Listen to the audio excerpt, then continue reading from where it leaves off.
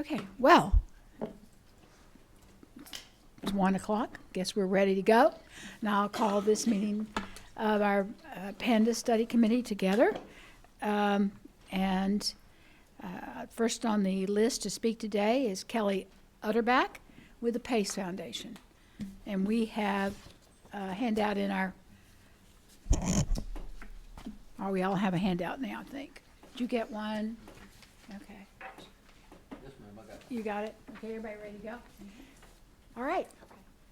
Tell us your name again, who you're with. For the record, it's going out over the web, or however it goes out. Right. Good afternoon.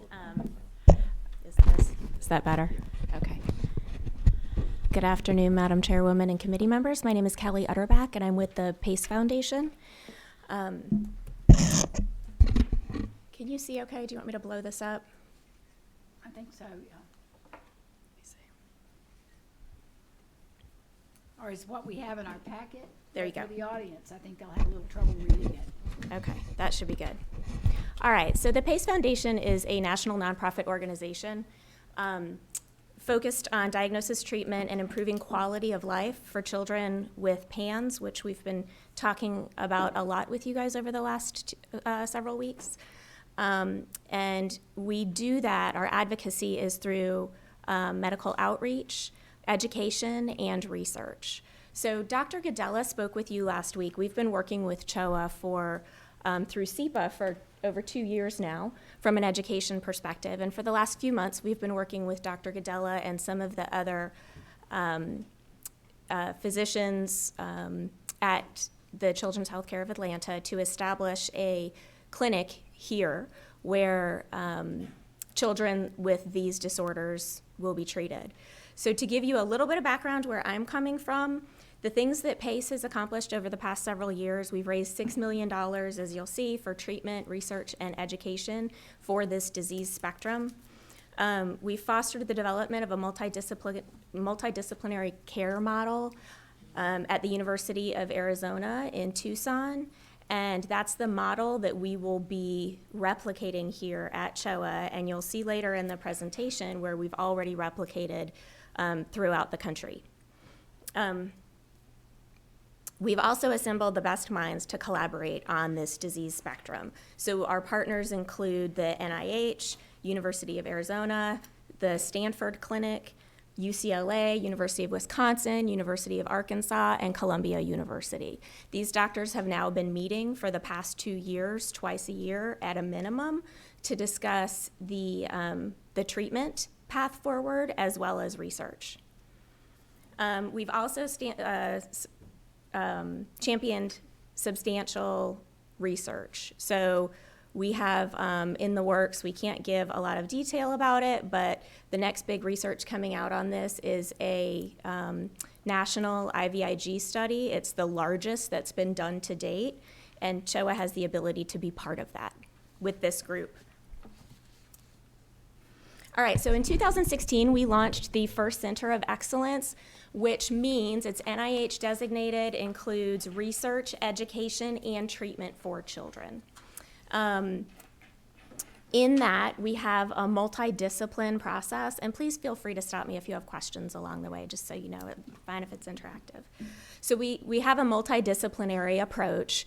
For instance, at the University of Arizona, the first clinic to launch, we had immunology and developmental peds working together. We started that clinic with 2 doctors and a nurse in a single day per week clinic.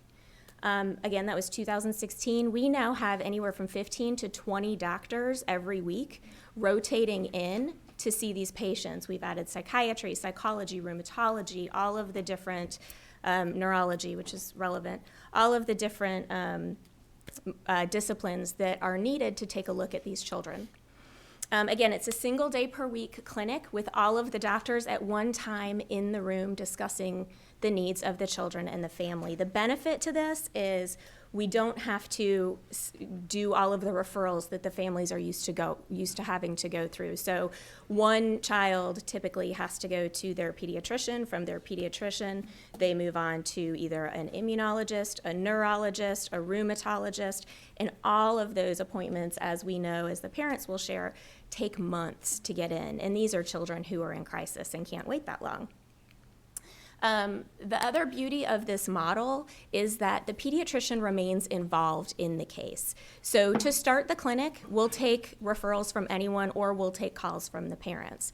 But about 6 months in, we start saying we need a pediatrician referral because in that time, we're educating pediatricians. So the pediatrician refers in, they think that, yes, this is a clear-cut PANS or PANDAS case, or they're questioning the diagnosis and they need a second opinion. And the child comes in, they go through the process at the clinic with all of the different disciplinaries that are required for this specific child, and they come out with a plan. That plan can be executed by the actual pediatrician, and they can remain in close contact with the leaders of the clinic to make sure that it's being followed out appropriately. So as you'll see here, we talk a lot about collaboration. The leader of our organization likes to refer to it as a sisterhood. All of these clinics have become, all of the leaders of the clinics have become very close. And they call each other all the time to talk about, okay, I have this extra difficult case, and talk through it. And then, like I said, they get together in the same room twice a year at least. And usually there's a day that covers the current clinical situation and what they're seeing on a regular basis. And then the second day is all about research and talking about things like the IVIG study, a population study, what comes next and what's needed in this disease spectrum. So the neat thing here is that and one of the things that Dr. Godello was very excited about the first time he and I talked was the fact that he's joining something that's already established. There are doctors in place who are already treating. He had fantastic conversations with the leaders of our Arizona clinic who came out here to do a grand rounds for CHOA. And we had dinner, we had meetings. There was a lot of conversation about how the process was going to work, and some real synergy there. So. And you'll see here is the list again of all of the partners that are currently included. We have others on the list that we can't quite add yet, but we are excited to add Children's of Atlanta to that list. Here's just a visual. You can see the map.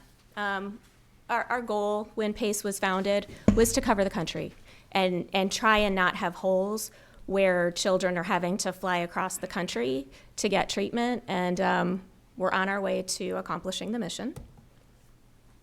So you asked a lot of questions last time about statistics, about numbers, wanting to better understand, and we all do. Unfortunately, there has not yet been a true population study done. It is on our list for 2020, at the top of the list, because obviously there's so much controversy over this disease process, as well as the number of children affected. But I will be able to give you a little bit of insight. So I know Sue Sweeto spoke here several weeks ago. Sue has always said it's varied a little bit, but she basically says about 1% of children are affected by this disease process. So if you break that down according to the most recent census, we have about 28,000 children in Georgia who could be affected by this disease process, with only a handful of doctors who are able to treat, who all pretty much have very long wait lists. And another thing that we'll talk about, and I know Jessica will touch on, is the fact that we need private insurance and Medicaid covering treatment here. And it's another thing that we've been able to do in other states that we'd like to implement here as well. Okay, so the Center for Advanced Pediatrics, I remember a conversation actually with Dr. Fortenberry probably a year to a year and a half ago, where I was kind of giving him the spiel of what PACE does and the University of Arizona Center of Excellence. And he said to me, we are developing a building that is going to do just that, right? So the timing couldn't be more perfect. The CPA clinic exemplifies what the Center for Advanced Pediatrics was set up to do. So treat children with complex conditions that require multiple visits, but we're going to do it all in the same day, which is so helpful for the children and the families. bring outpatient pediatric clinics and specialists together. So Dr. Gadella has also been talking to me about some of the other things that he's actually been doing at the clinic in bringing a neurology clinic twice a week, and how he brought the equipment in to do the EEGs. Those are things we're going to be able to take advantage of for the kids who actually require them right on site. It's really a perfect setup. And this will clearly better serve families in our community. So appropriate care enables early and accurate diagnosis, which I think you've heard from many people is the key in this disease. Once you let this disease process go on for too long, as all of the physicians will tell you, you have to advance to some of those treatments we talked about last time, IVIG and potentially beyond. You catch them early, and many of them can resolve with antibiotics and anti-inflammatories. So it enables appropriate treatment, education for the primary care physicians, nurses, and specialty doctors, as well as increased awareness in the community, which is important for the parents. I think a lot of the parents who have been through this disease process would tell you, if I had only known that this was a symptom, I should have reported to my doctor, and I didn't. So community awareness is important as well. Richard, I'm sorry. Mr. Chairman, you want to ask a question now? Go ahead. Sorry.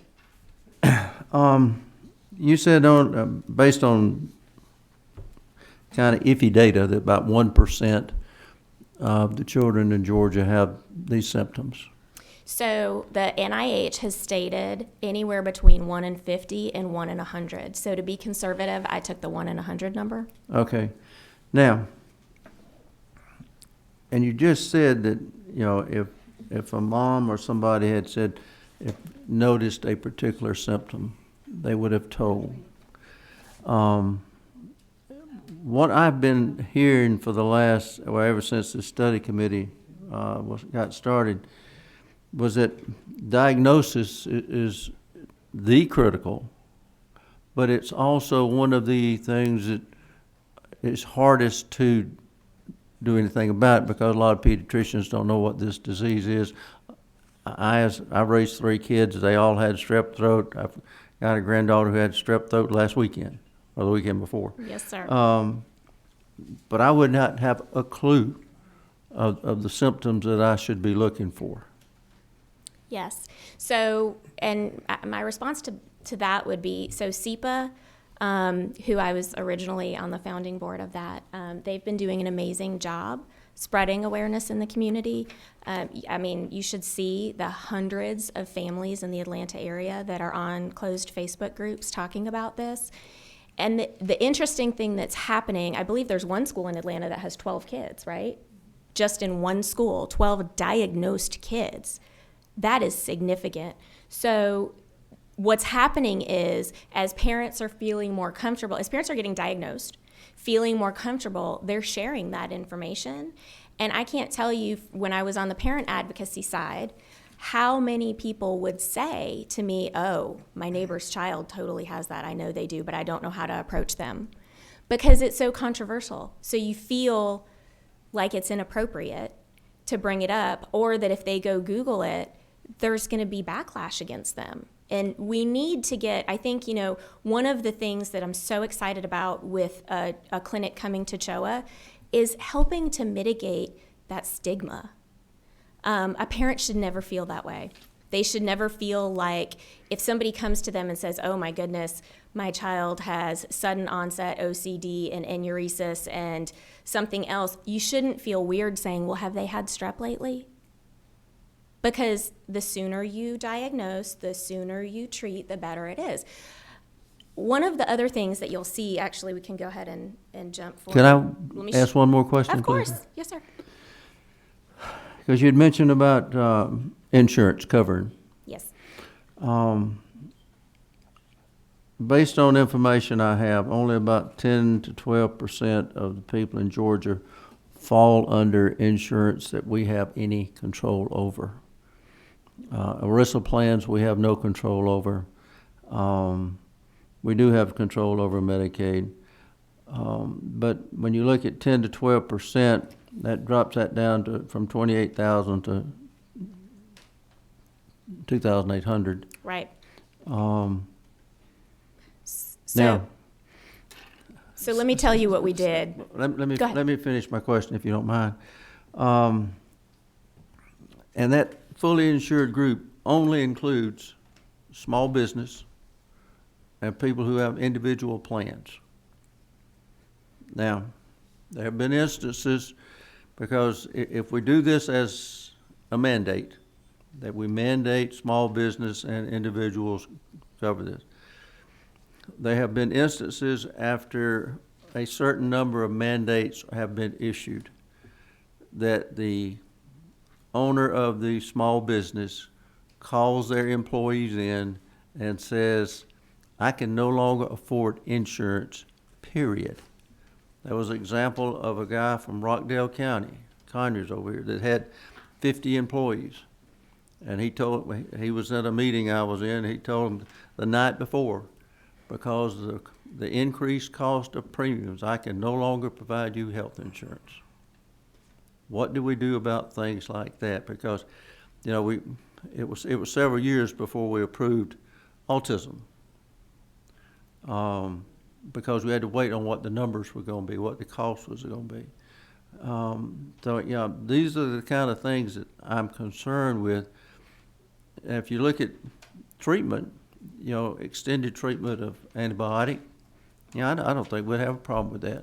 Right. Problem is the early diagnosis, so that we tell the pediatrician who hopefully has quality training to identify what this is, to say, okay, instead of a 6-day treatment, we do a 30-day treatment or whatever it is. Personally, I don't think insurance would have a problem with that. Right, right. So look at the last page in your packet, if you don't mind. I think this is a good, I had kept this in actually just as a reference for you and wasn't going to cover it, but I think it's helpful with this discussion. So you'll see here that in 2016, we launched the COE at University of Arizona. Within 6 months, we had an arrangement with Medicaid where we said, this is the first clinic, this is the first of its kind. Let's talk about how we can work together to make sure that we get these kids healthy, right? In Arizona, it was roughly 50%, I think it was 49% of kids were covered under Medicaid, which is similar to here. I believe it's 51% right now. And so we said to them, will you allow almost carte blanche approval for our doctors at the Center of Excellence to be able to say this is required? And they said yes. So they gave us a 2-year deal where they basically said, we'll do what we need to do. And in the beginning, we had about 25% of the children in the clinic were needing IVIG. And that's because there's the backlog. It's going to happen in Atlanta too. There is a backlog of children who are either misdiagnosed, not diagnosed, or who have been trying to find treatment for a very long time, and they will need IVIG to get back to a normal quality of life. Now that number is down to 8 to 10%. So we see it working. So let me, the next important thing on here is, again, within 6 months, we launched a grand rounds in the state in Arizona where our doctors went out and they did literally dinners, they did lunches, they did grand rounds all over the state, even in the rural areas, to educate the pediatricians to catch them sooner. And we're seeing the effects in the results at the clinic. Let me tell you one other thing that's really important. Go ahead, ask your question. We have lots of questions. Dr. Vaughn? Yeah, I just wanted to say that Medicaid covers more than 50% of the children in the state. So if you look at the 28,000, you have control over what they get, like at least over 14,000 children plus the insured. And I, you know, I think as a public health professional, what we're always looking at is you can either cover cheap things now or pay for it, you know, 5-fold, 6-fold, 10-fold later down the road. So yes, it's always tricky to ask people to cover more, but they end up saving things down the road. Unfortunately, that's not the way the insurance companies look at it. When we have fought the insurance companies, we have been told, well, people change insurance so often that that will be another company's problem down the road, and I'm looking at my budget. I'm not siding with them. I'm just telling you when we fought them. That's their attitude that they have. And, I mean, and, you know, our Medicaid budget, we do a budget, we're in office for every 2 years. And here again, I'm not saying that that's how I would like it to be if I got, you know, if I had any control over that. But they say, you know, we are concerned about this 2 years. There'll be a new legislature. They're concerned about that 2 years. And unfortunately, it seems that businesses look at their bottom lines like that, and they don't always look at what the cost is going to be down the pike, which is certainly as a nurse, I know, you know, you can either treat the kids now for kidney disease, or you can wait till they need a kidney transplant and spend hundreds of thousands of dollars for a kidney transplant. Well, and to your point, the kids that go on for years and are not treated appropriately end up on chemotherapy drugs, which are significantly more expensive than IVIG. Yeah. So, I mean, it's just, it doesn't serve anybody. And I know that that's a different battle, and I'm appreciative that you handle that battle. But the one other key point on this slide that talks to the volume of children is that in mid-2018, so just under 2 years after the Tucson Center of Excellence opened, we actually launched a second clinic in Phoenix because the demand was so great. One of the things that we had always said is we would never make families wait more than 6 weeks to get in to see the multidiscipline team. And we got to a point where it was going beyond that 6 weeks, and it was then time to open the second clinic. Well, and the other thing I want to say is that what's missed in that kind of attitude of not wondering what goes down the pike is the cost to the human being, which in suffering and the disease getting worse, what it does to families and all. And this is a brain problem, right? True. So in a minute, you're going to hear from a psychiatrist who's very well versed in this disease process. It's when you're willing to treat kidney cancer or any of the other type of major organs in a child, but not willing to treat a brain disease that it's causing inflammation, which can cause long-term damage. I think that's a key part of the discussion. Not that. Representative Bennett, you had a question? Actually, a comment. Thank you so much, Madam Chair. And I was going to save this for later in my recommendations, but Chairman Smith brought up the situation about what the state has control over, the Medicaid and the state health benefit plan, and what we don't have control over. I'm getting feedback. Oh. I'll use 23. One of the things that I'm familiar with is the Katie Beckett waiver, Madam Chair, and I'm wondering if this is a situation that could be very similar. A Katie Beckett waiver Sure. covers children Right. who are not necessarily economically qualified and so I'm wondering with this new waiver system that we're moving toward or considering, if, since we can control Medicaid and our state health benefit plan, and we know the challenges that went on with autism, maybe we could just start there and look at, since you can kind of quantify how many kids might be affected, could be quantified into a dollar amount for budget, but maybe we can consider something similar to the Katie Beckett waiver for this group of kids. I mean, we can always, I mean, I'm open to making any kind of a recommendation. So do they qualify for, does anybody qualify for Katie Beckett with a child?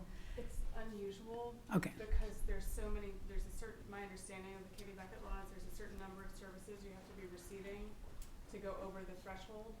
And because these children are so acutely ill, even if they do need these services for rehab, they often can't get them during the acute phase of their illness. Wait, can you go to Mike? And before you continue, Madam Chair, if I may, so I wasn't thinking that even if they don't qualify for Katie Beckett, but because Oh, we I have some understand. control, we might could create something similar to that. Oh, no, I understood. I just wondered if even, I was thinking that because it's still controversial, I was wondering if Katie Beckett would cover it, which would mean that it is covered included on the federal level. My understanding on the Katie Beckett front is, and this is what I was saying before, but without a mic, in order to qualify, you have to be receiving a certain number of different types of services, like physical therapy, occupational therapy, speech therapy. Often, so first of all, the ideal case would be a child with PANDAS never needs those services because they don't languish without treatment. But those children who do, there are some who do qualify for Katie Beckett, but if they are acutely ill, they might not be able to actually receive the services or benefit from them. They might not get them until they're have passed into the sort of the rehabilitation phase. So I only know of a handful of families who have tried for Katie Beckett because of that number of services question. But you are saying that some of them have received it. I know literally like 2 or 3 families that have sought that out because they are receiving enough services to be able to get over that threshold. But even with my son, who you'll hear about later, who was severely life-threateningly ill, he wouldn't have qualified. Well, because of the types of services. certainly like the child we saw the pictures of last time that's curled up in a ball in the bed. Yeah. Other than physical therapy, maybe to keep that from being permanent muscle damage would not have been. So the one other thing I wanted to comment on related to the Medicaid is that in Arizona, which were following suit in the other states that are bringing clinics online, they also offered for the U of A doctors to review any cases from other physicians in the state who wanted to go on to something more than the typical antibiotics or anti-inflammatories, which gave them peace of mind that it wasn't going to be overprescribed. Okay. Dr. Vaughn? Yeah, I was curious how they dealt with access. So how did it deal with was any access to providers in rural areas to get information and send people there, or did people have to travel physically to the clinic? So yes, and we've actually seen the center in Tucson has seen people from many states and international. So yes, they'll travel. But we have kids in Atlanta who are traveling all over the country and out of the country for treatment as well. So that it's not unusual, unfortunately, in this disease spectrum. It's the problem we're trying to solve. Chairman Smith, refresh my memory on what we did with autism. Did we do a pilot with autism first was it with our? With the state health benefit plan. Yeah, the state health benefit plan and also the Board of Regents. We had their data for, I think, 2 years, so we could have a benchmark on what the cost would be prior to requiring small business and individuals to mandate they have coverage. Can we consider, just as one of the considerations, might talk about Yeah, that?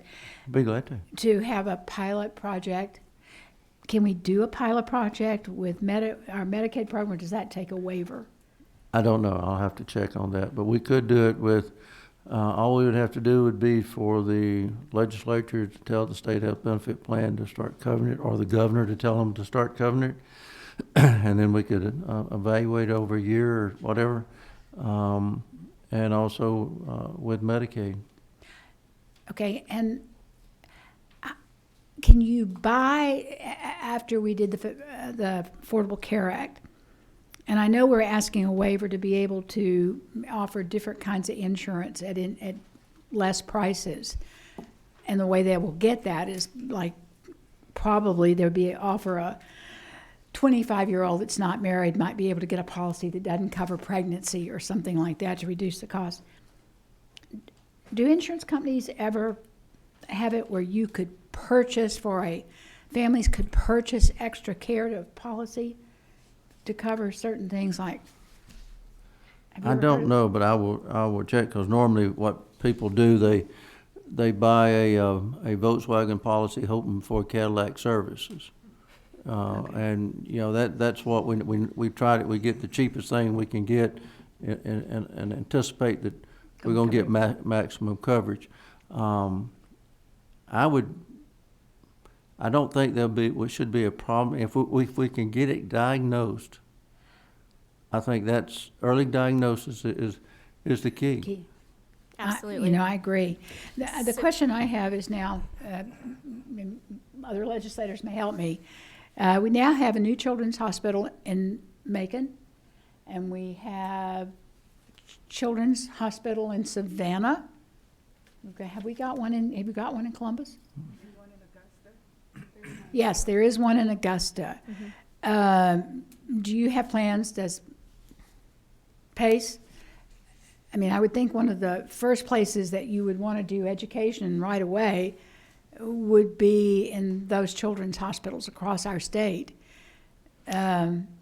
Because they would be seeing, I think, a lot of these children and get them up to speed right away. Absolutely. So part of the launch plan, once the center is up and running here at CHOA, is the education outreach within the whole state of Georgia, because we want to lower those numbers as quickly as possible. It's actually one of the asks that we have that, again, we've modeled after Arizona and what we're doing in all the other states. So I'll jump back a slide.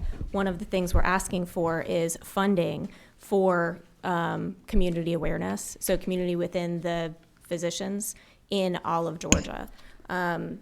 So we specifically have asked for $125,000 a year for 2 years, because that would cover education for our physicians. It would cover education for our nurses, our nurse practitioners. And that's about the number that we spent in Arizona the first 2 years. And that's where we saw our numbers drop significantly in terms of the long-term problematic cases that required advanced therapies. So I'll run through this real quick. One of the things we're actually asking for, and I know this is probably a little bit unusual, I think we heard something about a pilot program from CHOA, which I don't think the community is super excited about that. I think we need to acknowledge that they're joining a network of universities who are very well seasoned in this area. And we actually are really grateful to have some pretty incredible candidates to place in the Center of Excellence with a multidiscipline approach, people who have been treating this disease process for a very long time. And so because of that, we want to make sure that we are positioning ourselves in the community, not as a test like we don't really know what we're doing, but much more of we have seasoned physicians, we know what we're doing, we know how to diagnose, we're following the protocols that have been set up by this consortium, the sisterhood of clinics that already exist. And we really want CHOA to be involved in the clinical research and eventually become a center of excellence, which also will include true additional research and additional education. And we'd like to be able to get that NIH designation for CHOA eventually as well. The next step is, and I think Jessica may have already talked about this, but instructing the Department of Health to put up a webpage that actually acknowledges this and has the information about the clinic. So, and we can provide you the content that would go on that, but it's another step in legitimizing the disease process in our state. The next one is education, which we've already talked about. And then the final is we are requesting funding for a telemedicine services. So I just actually this week saw that Georgia has installed a network for telemedicine throughout the state, which looks phenomenal. It's one of the things that Arizona has started working on. So the way that we've set Arizona up as the model, they do everything first. And as we're doing things like a telemedicine program, they typically pick a partner. So they're partnering with Stanford on something that's different than they're partnering with Arkansas or UCLA on. And some of those other things include transitional care. So when the kids are phasing out, turning 18, and they need a transitional care plan, that's being handled in another state. And once it's implemented, CHOA will be able to pick it up and run with it. What we'd like to have is CHOA be the first to help with the launch of a telemedicine program, so we can also start to lower those numbers in the rural areas and not make those families travel as much as they've had to. Okay. Does CHOA not have, for part of the funding you're looking for, CHOA has a big, I don't want to call it an endowment fund, that's not what it is, but Well, what we do have is we have private funding for the clinic itself, and that groundwork has already been laid. Okay. So when you're asking what you can do to support things outside of CHOA, it's really But- it's education and Okay. it's actual treatment outside of CHOA specifically. Okay, and in Phoenix, you said they have a 1-day-a-week clinic? All of the clinics are set up 1 day a week. Don't happen to know which day of the week that is, do you? It varies. It depends on the clinic. So in Tucson, it's on Thursdays. In Phoenix, I believe it's Tuesdays. But it varies based on what the physicians want. Okay. Let's see. Jessica, what I need to talk to you, I'm being sent so many places. I think I have to be in Phoenix in early December. If I wanted to try to make and get where I'd like to see a really in-depth, if I'm going to go, I want to see him treat patients and all. You can absolutely do a Okay, day talk of to y'all. clinic. We can set that up as long as the timing works. Absolutely. I mean, Yes. I don't know that it will, and I think that's where I'm going. That would be fantastic. I'm- And you could also meet, we have, at a minimum, if it didn't work to go over a day of clinic, we could at least have you have a dinner or a lunch with the doctors, with the other PACE representatives, and because they've handled all of the legislation in the different states. Okay, thank you. I'll check with my administrative assistant and see if that's where I'm going in December. That'd be great. Okay, thank you. Any other questions? Oh, Representative Bennett? Sure. Madam Chair, if it works, I would like to meet you there. Oh, okay. I'd love that. All right, I'll let you know. Everybody's welcome. Okay, Be thank great. you. Is there any other questions? Thank you very much for that. Thank you very much for your time. Okay, is it Dr. Fire? Yeah. Fear. Okay, Fear? Okay, sorry. And if you'll pronounce your name correctly and tell us who you're with, independent or, with a group or whatever. Absolutely. I'm Eric Fier. Fier. Thank you for having me. Good afternoon. I'm a board certified psychiatrist treating children, adolescents, and adults. I'm in solo private practice here in Atlanta, and I've been treating children and adolescents with PANDAS and PANS for 21 years. It was 1998, and I was finishing my residency in psychiatry at the University of Pittsburgh. The very first paper on PANDAS by Dr. Sue Sweeto at the NIH had just been published, and I read it. The idea that something as simple as a throat infection could lead to the sudden onset of fulminant and incapacitating OCD symptoms absolutely fascinated me. What if there really was a subset of kids who could be spared a lifetime of OCD, of tics, and of psychotropic medications simply by recognizing an easily treatable infectious trigger? Pediatric autoimmune neuropsychiatric disorders associated with streptococcus. It was quite an earful, but I was intrigued, and I wasn't going to forget about this. Weeks went by. I was working in my child psychiatry resident clinic when an 8-year-old boy presented with a sudden onset of incessant hand washing relating to an overwhelming preoccupation with germs and illness. His mom swore that he went to sleep one night completely normal and woke up the next day absolutely incapacitated by fears of infection and disease. I could have easily started him on Prozac, recommended some exposure therapy, and sent him on his way. But I remembered the journal article I read weeks earlier and asked the single most important question that probably made a bigger impact in the long-term functioning of this child than anything else that I could have asked or done. Any recent sore throats? It's such a simple question. Any physician meeting a child or teen with the sudden onset of OCD or tics can be taught to ask it. The mom looked at me with a puzzled look and said, "Actually, yes. 10 days ago, he complained of sore throat and a headache." I arranged for a throat culture, which came back positive for group A strep, And instead of Prozac or Zoloft or 16 weeks of expensive exposure therapy, I gave him 10 days of Augmentin, and his symptoms completely disappeared, almost as quickly as they arrived. That day, after seeing my very first case, I became the de facto local expert in PANDAS, simply because I treated what hardly anyone else had ever heard of.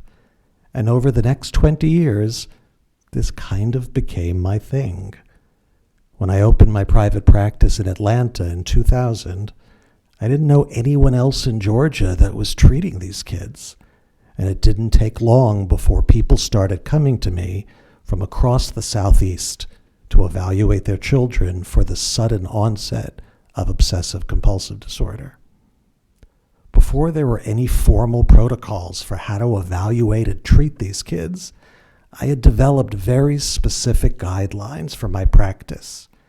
And over the 20 plus years that I've been treating kids with PANDAS and PANS, I've learned a great deal. If it's helpful, I'll share with you a few of the most important points. Number one, as Kelly alluded to, early identification makes all the difference. If you can catch the symptoms early and intervene quickly, you can often prevent an acute inflammatory process from developing into a chronic autoimmune process. Number two, you don't need to be a psychiatrist or a neurologist to identify and treat these kids. If it's the sudden onset, that's not the way OCD normally presents. OCD is typically a gradual, insidious onset process. When you see the sudden onset of OCD or tics, send off a throat culture. If needed, check blood levels for strep and mycoplasma titers. And if positive, treat. It's not terribly complex. Number three, the mainstay of treatment is antibiotics and nonsteroidal anti-inflammatories and antihistamines. Not only is this easy, it's cheap. The number of kids in my practice that I've needed to refer out for IVIG has been less than 5% over the past 20 years, largely because I'm catching them early and I'm treating them quickly. Is there a role for immune modulating therapies like IVIG in these kids? Absolutely. But if we were doing a better job at picking up these cases early, before their immune systems are ravaged by recurrent infection and inflammation, we would not be needing IVIG and other more costly therapies nearly as often. Number four, these kids are at high risk for suicide. When left untreated or improperly treated, the impact of their neuropsychiatric symptoms is immense. It's beyond just OCD, as these kids may develop very significant cognitive impairments, extreme mood swings, profound sleep disturbances, severe intrusive thoughts of violence and self-harm. When treatment is started early and is delivered properly, all of this is avoidable. With treatment, we are, without doubt, not just improving lives, we're saving them. Number five, there are not nearly enough doctors treating these kids. I'm in solo private practice. My practice is beyond full. While I treat kids and adults with a whole range of psychiatric disorders and life challenges, if I would accept every family that calls me for treatment of suspected PANDAS and PANS, I could fill an entire clinical practice just with these kids. I receive no less than 20 to 30 calls and emails a week from families across Georgia and beyond. I received an email from India last week from a desperate family asking me to evaluate and treat their 5-year-old child remotely. I'm embarrassed to say this, but I accept maybe 1 out of every 20 families that contacts me, simply because I can't. In solo practice, I can't manage that demand. There are a few other clinicians in Georgia that I refer out to, but my sense is that they're saturated too. There needs to be a mechanism through which we help pediatricians and family practice docs better manage these kids on the front lines. What has slowed that process down is ignorance and misinformation. Suggesting that PANDAS is a controversial diagnosis has one clear and direct effect. People close their minds. More and more, we're coming to understand that many forms of mental illness may actually have their basis in infectious and inflammatory triggers. The role of anti-inflammatories is being studied in depression, in autism, now in schizophrenia. The role of antibiotics is being looked at in these same disease states. My strong sense is that PANDAS will not be the last time that we're seeing a direct and causal link between infection and psychiatric illness. Over the past several months, just in Alzheimer's research, we're looking at the role of latent herpes virus infection as a driver of dementia. My point is that we can't afford to spend more time debating the existence of strep-induced neuropsychiatric illness. Kids and families are suffering enormously, and the costs of treatment interventions are far in excess of what they should be, only because we're not being diligent and vigilant about early and appropriate intervention. And I'll close with this. Some of the kids I treated for PANDAS back when they were 10 years old are now 30. Many are married with families of their own. I've stayed in touch with a number of them over the years. None are still on prophylactic antibiotics. Very few are on anxiety meds.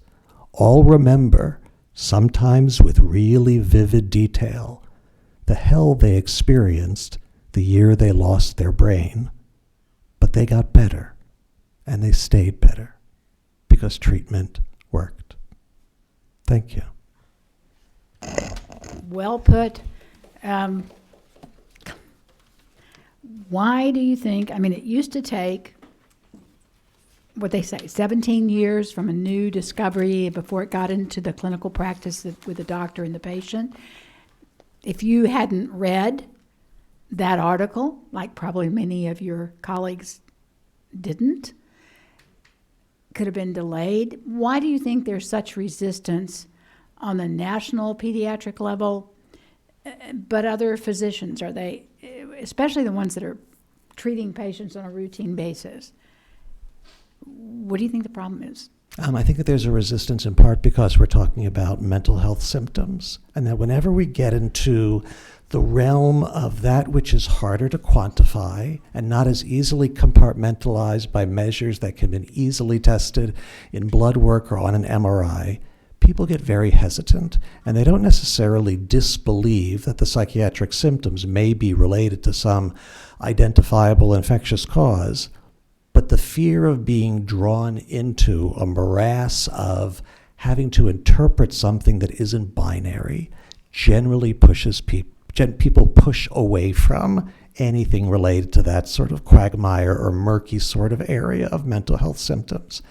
I think that as we get a little bit better versed in what this really looks like and what this really means, a lot of the fear does go away. And clinicians that I work with, a number of pediatricians locally, that not only are willing to treat kids with PANDAS, but are actually kind of enthusiastic when they catch it, because there are not a whole lot of things in psychiatry or the mental health realm that respond as quickly and as profoundly to treatment as PANDAS does and can. It's actually the perfect disorder for pediatricians to be able to be managing in their practice, because you don't need a ton of real clinical intuition as much as just a certain level of openness and willingness to try treating these kids and to see what a difference it makes. Thank you. It also needs to begin when kids are when doctors in training are medical students and residents.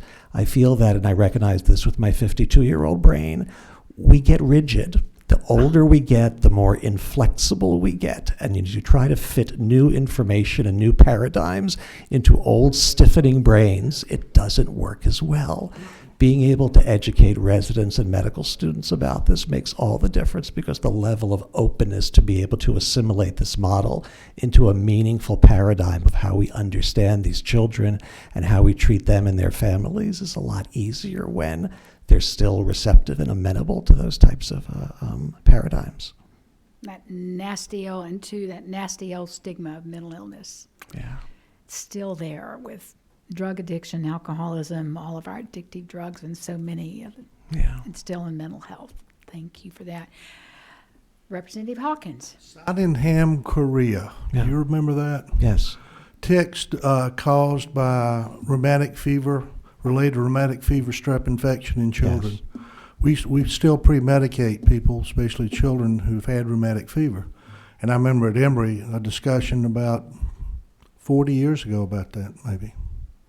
So you already have a relationship to a strep infection with a tick, a neurotic tick, on the books. Sydenham's Korea has been the model through which we have understood the Oh, okay. pathogenesis of PANDAS by understanding the way that the antibodies that are developed in response, appropriately in response to strep or mycoplasma infection, cross-react with brain tissue in pandas, specifically in the basal ganglia, and the way that manifests with OCD, with movement disorders, with tics, with other cognitive symptoms. Much of that is based on the model that we already have regarding our understanding of how anti-strep antibodies affect the brain, or in the case of rheumatic fever, affect the heart, which further feeds into the speaker's question about why is it so hard for physicians to accept a model like this when we already have such a well-established, non-controversial paradigm for this pathogenic process in Sydenham's Korea and in rheumatic fever. Chairman Smith. I appreciate what you've done, and I think what you have said has been outstanding. Thank you. Now, you've been treating this condition for 20 years, if I remember you saying this right. What would you recommend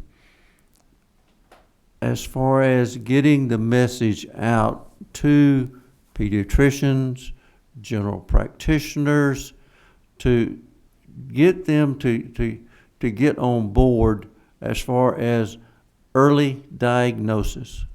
Because you're right, early diagnosis is a whole lot cheaper, saves a lot of anguish, a lot of pain and suffering.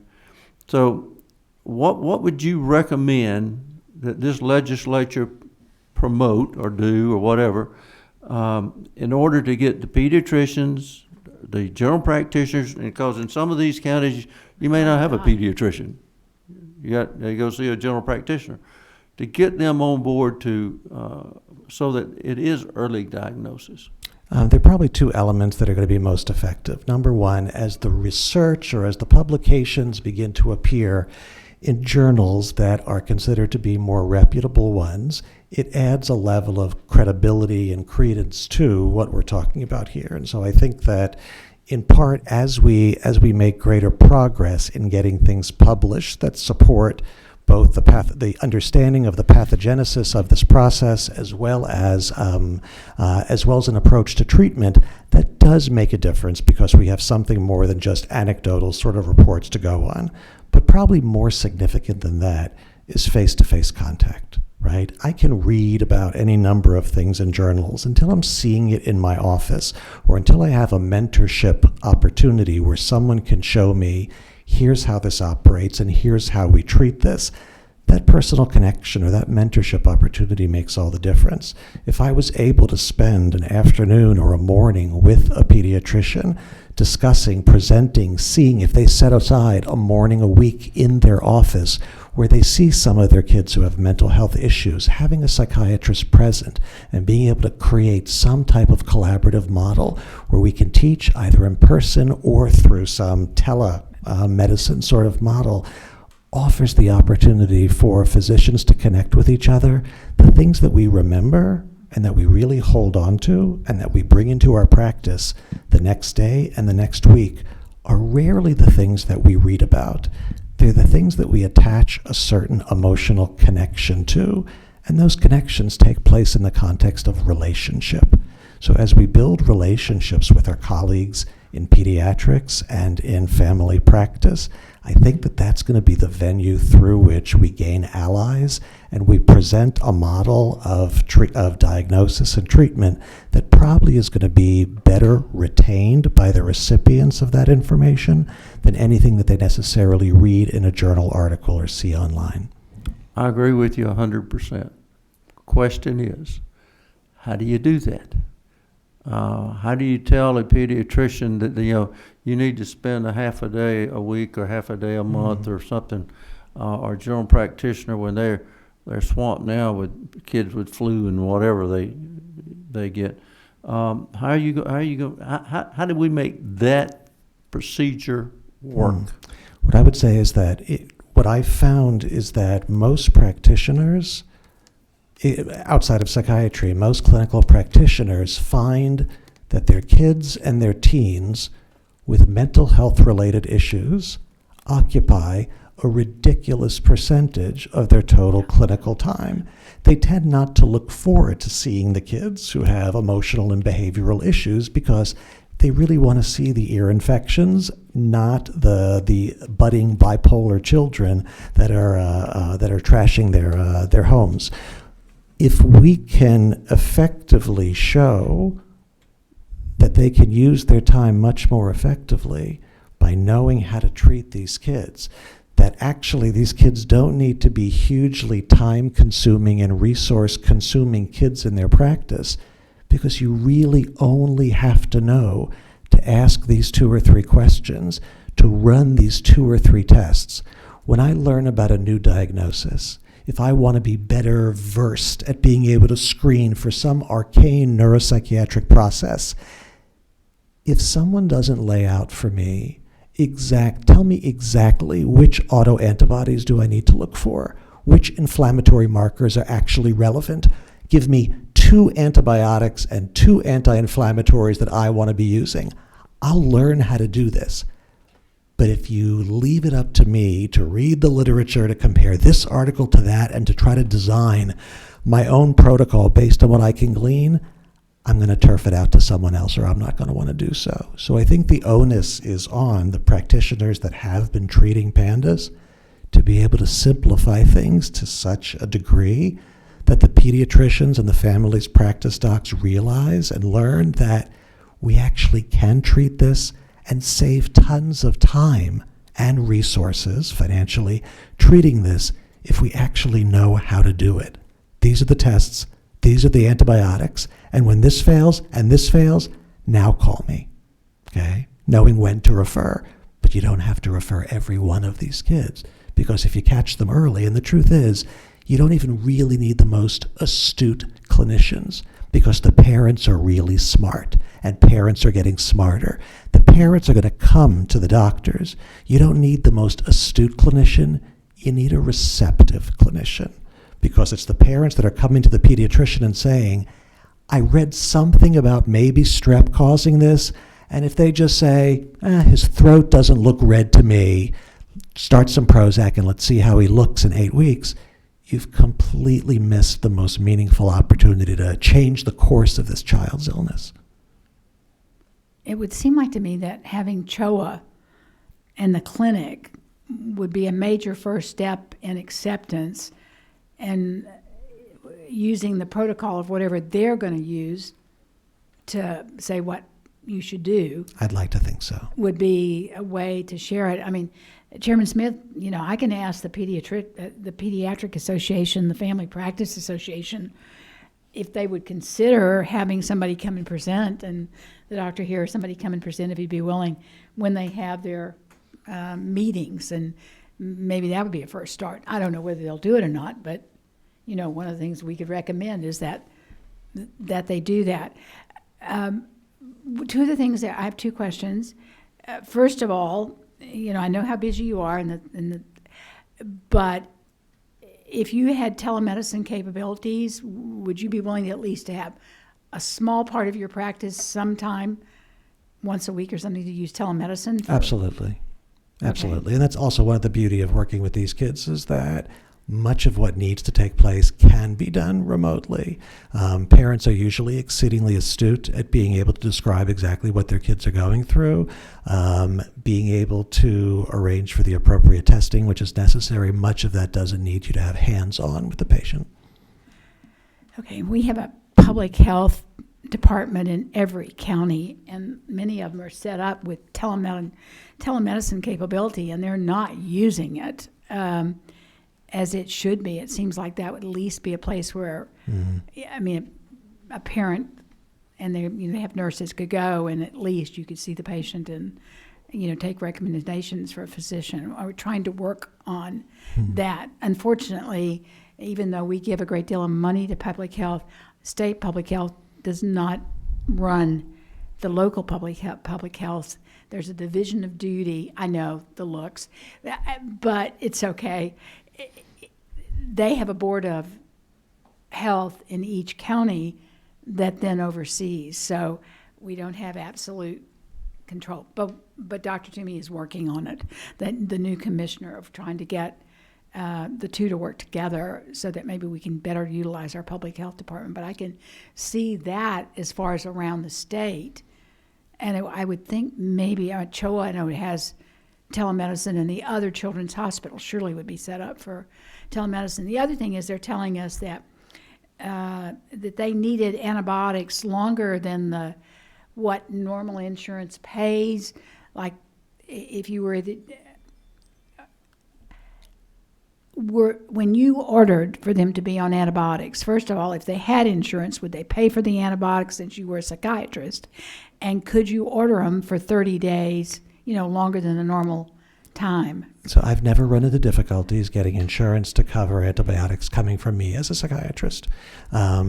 Typically, when I write for a 14-day or 21-day course of antibiotics, I don't usually get much pushback from the insurance when I'm writing for amoxicillin or when I'm writing for Augmentin. When you write for Zithromax, which can be a little bit more expensive, sometimes there's a pushback. Even with that, I don't think that I've ever been declined, as long as I'm willing to do a pre-authorization and explain that I'm treating a neuropsychiatric illness. I call it autoimmune encephalitis because that usually makes people take it a little bit more seriously and be more hesitant to turn down, a 3-week course of the Zithromax. But it rarely has being able to get coverage for the antibiotics been an ultimate obstacle for treatment. So maybe one of the barriers to some of our people who had insurance is the way that it was being classified, or how they're trying to tag it on the insurance. It could be, but I'm spending an hour to an hour and a half with each of my patients every day, which means that I'm seeing 5 to 7 patients a day. If I'm seeing 30 patients a day, I don't know that I'm getting on the phone with the insurance company 30 times a day to fight for an extra course of antibiotics. So it may be that because of the size of my practice, I can invest a little bit more in making sure that my patients get covered what they need. Might be, yeah. Representative Bennett. Thank you again, Madam Chair. And going back to one of your questions, yes, you can suggest to the Medical Association and the other Pediatric Association. I'm sure they'll do it upon your recommendation request. Maybe. That's along the lines of going back to public awareness, medical systems awareness, and maybe someone on the panel may know also how difficult is it to infuse PANS and PANDAS into the current curriculum for our medical school students who, when they have their autoimmune chapter. And also, I know it's not anybody here, but I've heard it's hard to teach an old dog new tricks. So how do we converge the two from those existing in practice with those who are coming up and make sure that we are covering the educational piece of it? And some of it may have been answered through the conversations. And then the other thing that I wanted to talk about, and maybe not the right time, perhaps Georgia can have a commission on this. Just what we need is another commission to figure out how we bring to the forefront of the public all of these different pieces. The education in the public clinics, It may just be something as simple as putting posters or pamphlets into the clinics for the parents to read. It could be a number of, it's not a single faceted approach to how we increase the awareness, but sitting here today, everyone in the room realizes the urgency of now that could change people's lives. So, comments, questions, I don't know who has the medical school answer. I can speak to the middle school. Okay. When you were aware of it, if you give clinicians CMEs, they'll come. So they give credits for medical education. So I usually start out with that, give guest lectures. I know Jessica Gown and I have talked about getting in touch with people at Emory that are in charge of the curriculum for the medical students. Good. So that's relatively easy to do. Now, permanent incorporation then depends on buy-in. That we'll have to see. But I usually start by giving guest lectures, doing some rounds, some grant rounds, and just get the conversation started. Good, thank you. And I think the likelihood of getting a commissioner probably next to zero, just because we have commissions. Welcome. Hey. Apologize for being late. No, it's all right. Glad to see you. So, Representative Dreyer. Okay, thank you so much for coming. You added a very much needed component to this discussion. Thank you very much. Thank you for saying that. Thank And you I for know you having did me. it on the fairly quick notice, and being away from your patients is a financial hit. But that's when doctors come and explain things, that often means, more than a layperson. So thank you very much for doing This is important stuff. It is. Thank you for having me. Thank you. All right. We have Jessica, who Good afternoon, Madam Chairwoman and committee members. Thank you for giving me the opportunity to speak with you formally. I've spoken with many of you informally over the last 2 years. I wanted to mention just a couple of things that are outside of my prepared remarks that came up during the question and answer with Dr. Fier. First of all, SEPA, the organization that I work with, has been working with Rick Ward at the AAP for almost 3 years now. He's been a wonderful champion for this cause. We've been exhibiting at AAP conferences. We actually had a funder come in and help us pay for CMEs with the Arizona doctors at a Georgia AAP conference. We have been unable, as I understand it, the agendas for Georgia AAP conferences are set by the individual pediatric hospitals. So the hospital has to recommend, the hospital in charge of a conference has to recognize that this is an issue that deserves to be on their agenda, and understandably, they're covering many topics at these short meetings.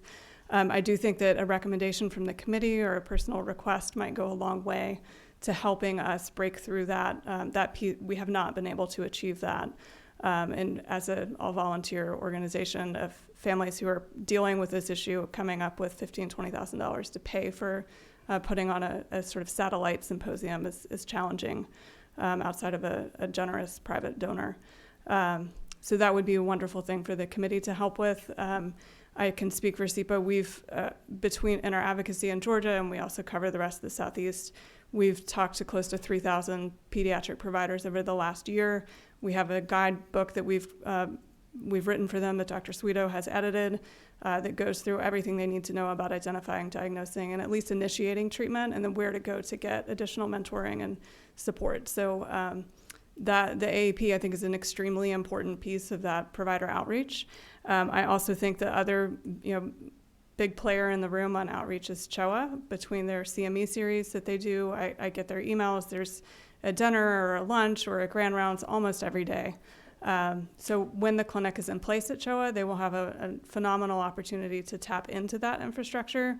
And then I think if the committee were to recommend additional funding to be able to get them out into the community to address the concerns that we've all discussed about rural areas being specific, even more underserved than we are even in a big city like Atlanta, I think that funding would go a long way to helping to address that specific issue, which in my mind is just as important as talking about the insurance considerations.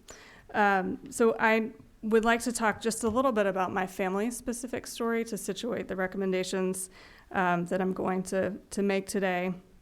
And I'm going to mention two other brief things. I have met with Commissioner Toomey at the Department of Public Health, and I hope that we will be continuing to meet to be able to work through how they can disseminate information through their infrastructure and potentially help to collect some information about incidents. That's a pie in the sky goal, but one we would love to see. And then on the ground awareness piece, as a parent, when you go and have your child vaccinated, you're handed a piece of paper that says, this is what you should expect after the vaccination, and here are potential side effects. Here's who you call if you have a problem. One of my dreams has been when your child has a strep infection, that you get that piece of paper that says, rarely this happens as a consequence of strep infection. These are the things to be looking for, just so a parent knows and knows to connect the dots, because the parent has to be knowledgeable and vigilant. And most parents including me, have no idea what OCD really looks like, other than our stereotype of hand washing. And for the pediatrician to know that you have to have both parties informed to be able to catch something, which I will talk a little bit about in our experience. I've shared privately pieces of our family's journey with many of you. And as you might know, I have 3 children. I have a daughter who's 11, and then a son who's 9, and another son who's 4. And all 3 of them have PANDAS. My middle child was the first to be diagnosed. I'm going to focus on his story because I could spend the rest of the afternoon talking about our journey. So 3 years ago, this time of year, we had just celebrated my son's 6th birthday. He was in kindergarten, and he was constantly angry.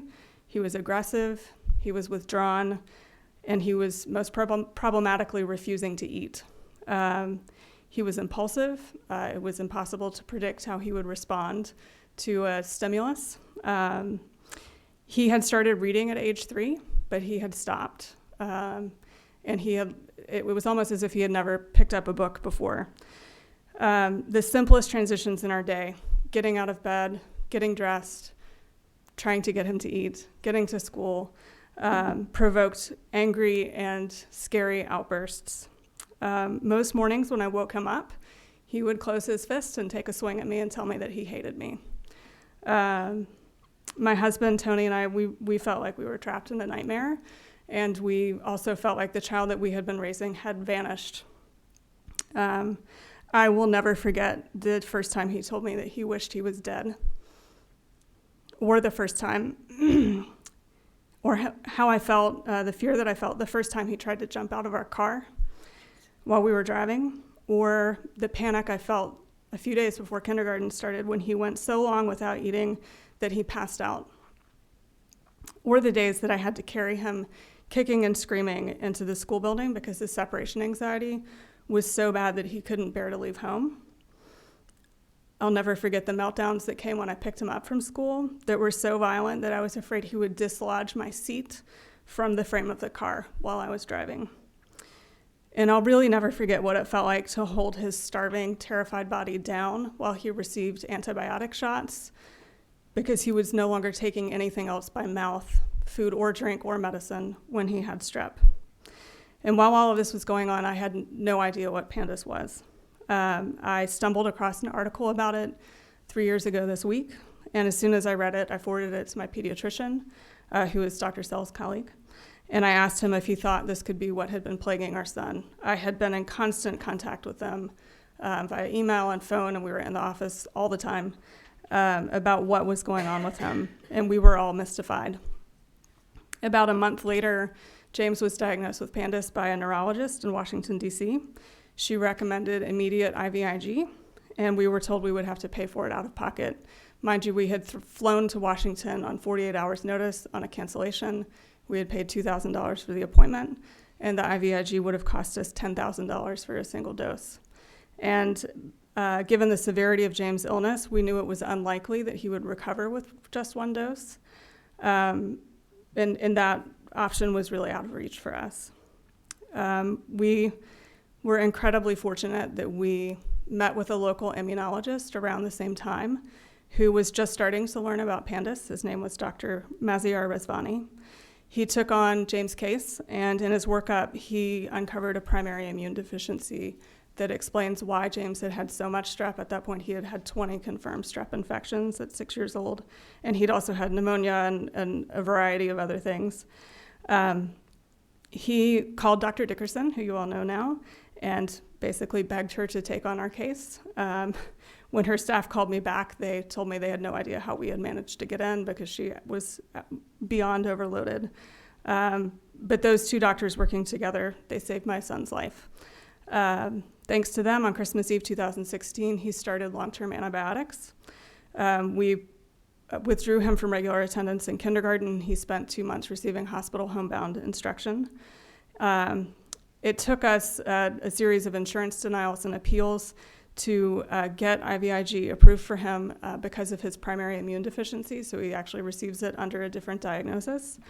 And since then, we've treated him aggressively with all facets of the standard of care for PANDAS, which would include antimicrobial treatment, psychotherapy, feeding therapy, occupational therapy, and immune modulating treatments. I am a small business owner here in Atlanta. I've had my business for 14 years. I was able to step away from my job for more than a year to manage his medical care and his educational needs as his brain was healing. Our family has incurred more than $150,000 in out-of-pocket medical expenses for him and our other two children since their diagnoses and before, because we were grasping at straws before trying to figure out what was going on. We've liquidated my retirement savings. We have sold all of our investments. We've tapped the equity in our home. Thank goodness for the Beltline, because we have some, all to provide for our children's medical care. And while my son still experiences flares when he's exposed to strep and other pathogens, he has also experienced really miraculous healing. If you met him today, you would never guess what he has been through. He is well behaved.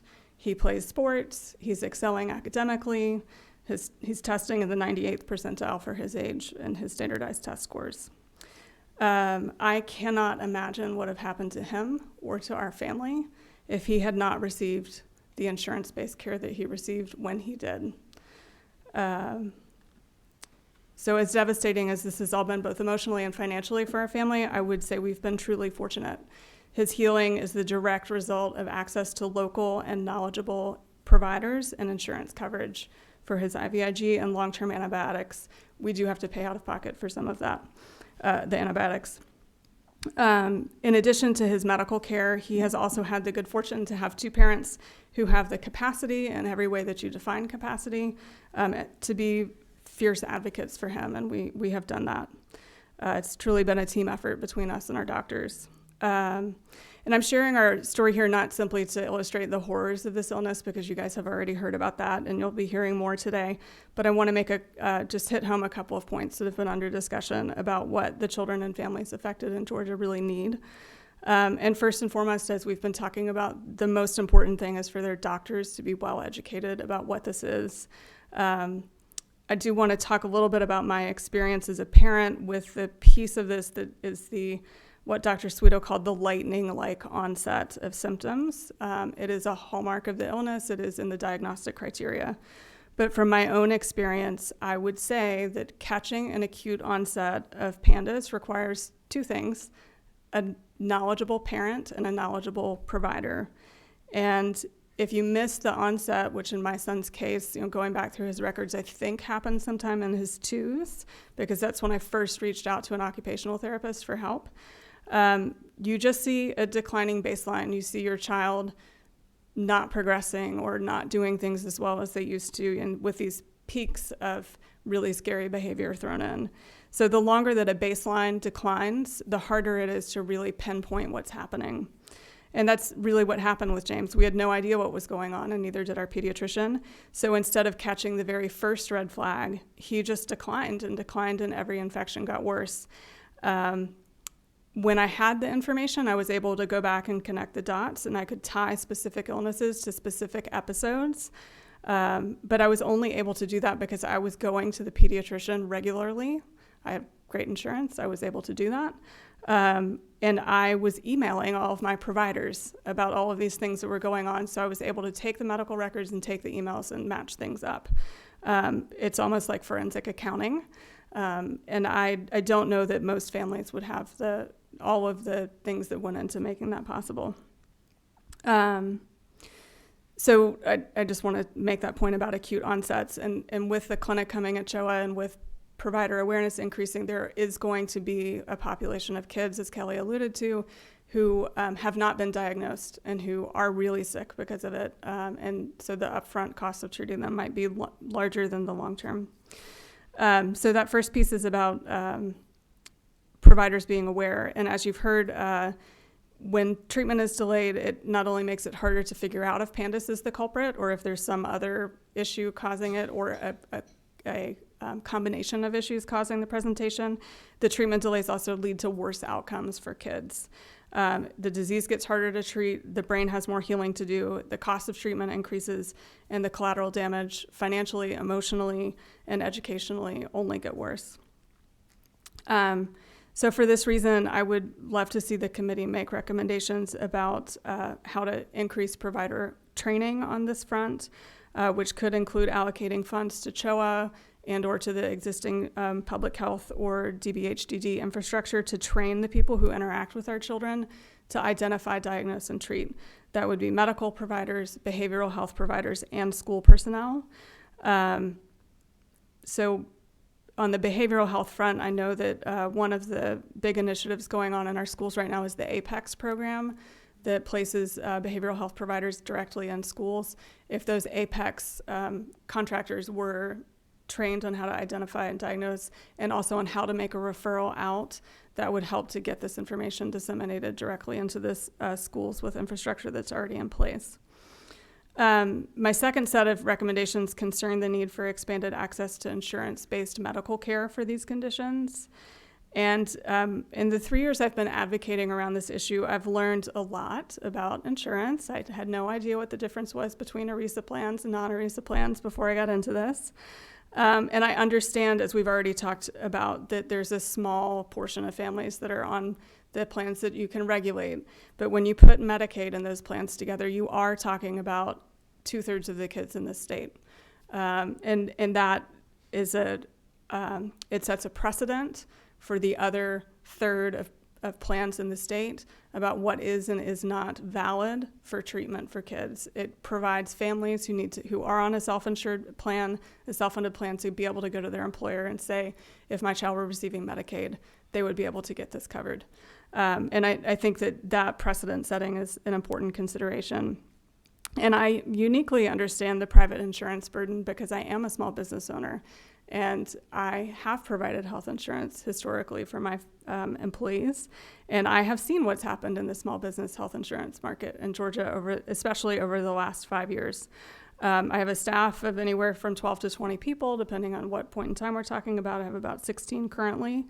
And I've seen our insurance rates skyrocket. They have doubled over the last 5 years, and I was told to expect a 30% increase in our rates for this year.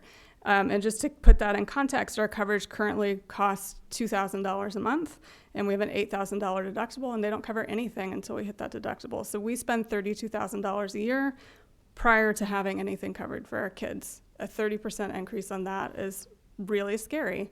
But I think that the things that are driving the insurance rate increases in our state are very complex. They have to have to do with national policy. They have to do with demographics.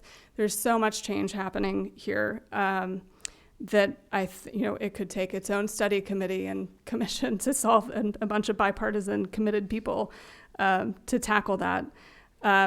I think that those forces at play that have driven up the rates here are much, much bigger than this very small issue. And one of the challenges we have in this issue is about quantifying things, exactly how many kids are affected, because we don't have a great way of quantifying that. Exactly how much does it cost to treat them? We don't have a great way to quantify that either, but we do have one state that has done actuarial analysis as part of a study committee effort, which was in Massachusetts a few years ago, and they found that an insurance mandate would increase private insurance rates by 0.7 cents per insured. So I know that there is an easy comparison to be made to what Georgia has done with the autism coverage mandates, but I do think there's some significant differences, and one of them is the cost. You know, as I understand it, the cost of autism coverage is about 25 cents per insured. So you're talking about an order of differences, a very, very large difference in cost. And there's a couple of other differences too. Autism and PANDS have different duration if they're treated appropriately and early. So the services that children with autism receive typically last over years and throughout their educational process, if not beyond.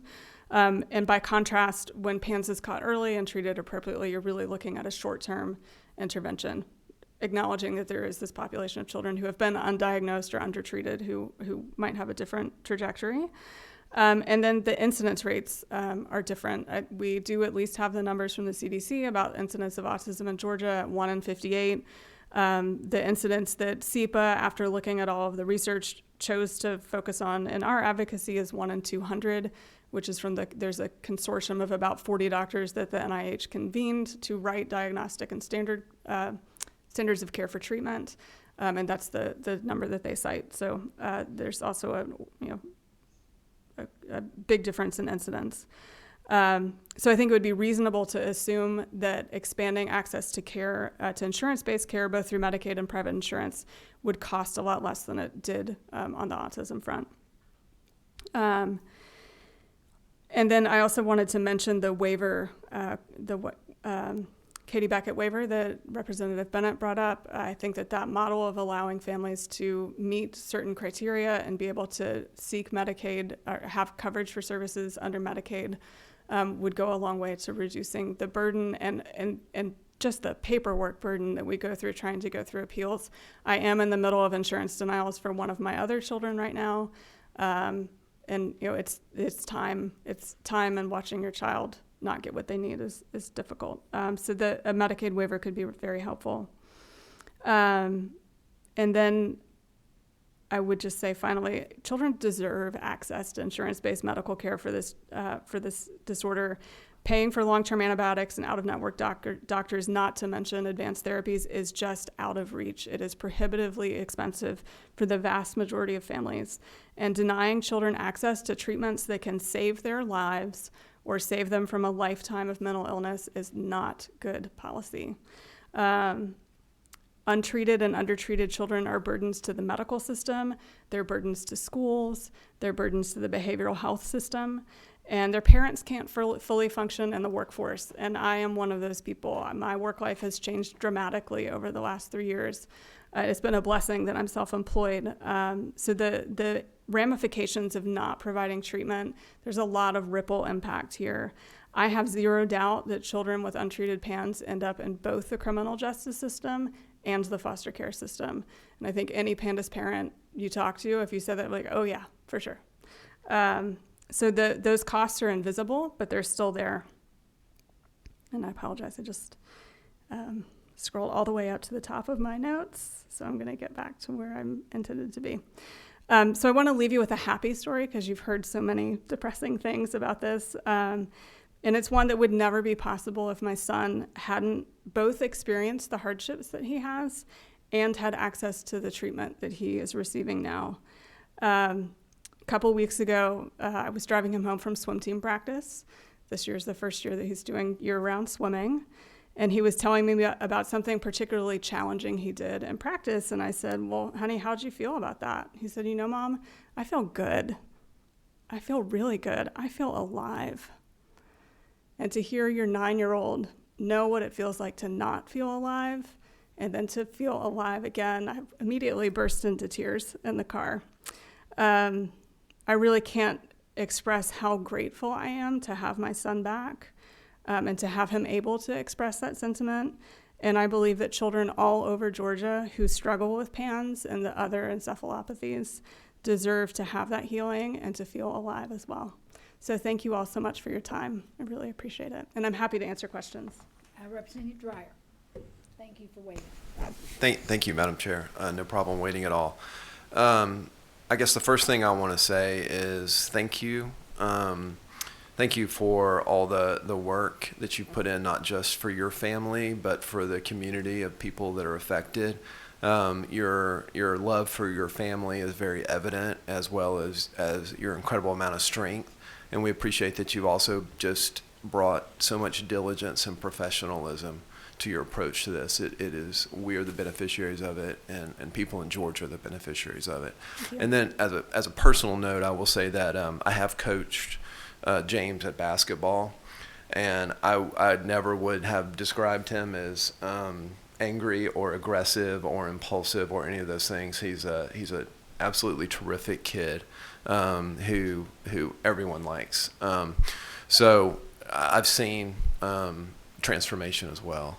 And finally, my question is, I wanted to ask if you had been able to get treatment initially, just on the cost, not to mention all the suffering and difficulties that your family faced and the loss of income that y'all have faced, would there have been a much lower overall medical treatment bill? Absolutely. I mean, I think that if we had known when the issues started, and it's hard to say because I can't say it was on this date because I didn't know what I was looking at. If we had immediately started with intensive antibiotics, if he had gotten the immunology workup to identify the immune deficiency and started IVIG to reduce, I mean, he was literally constantly sick, which kept triggering the immune system. I don't think he would have needed IVIG. I don't think we spent, years out of pocket in occupational therapy. It was only after he had, I would say, even 6 months of IVIG that we started to see all of the therapies that we had initiated prior to his diagnosis actually be effective, which was psychotherapy, feeding therapy, and occupational therapy. And those services are really expensive out of pocket. You're talking $160 an hour, and we did that for years.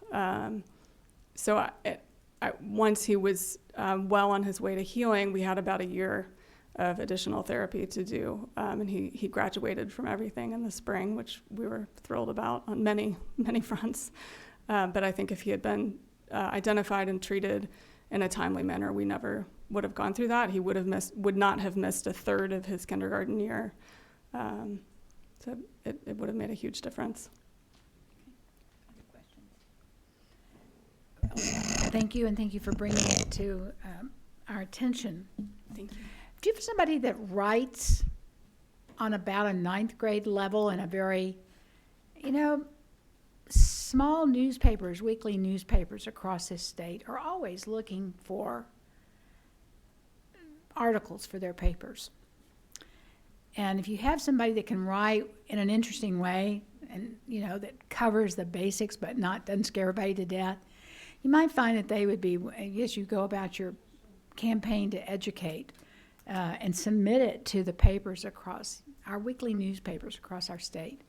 I mean, there's a free one in the East Cobber. And I know that Cynthia's always looking at a magazine that she's, about 250 words.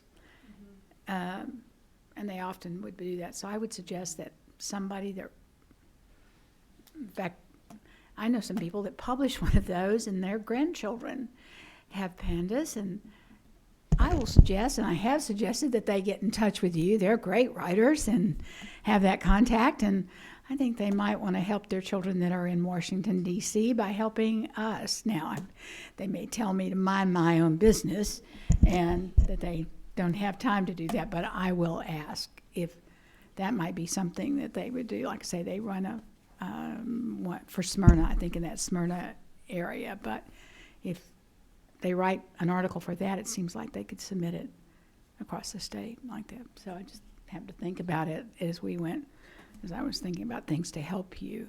Okay, we have a few minutes for comments.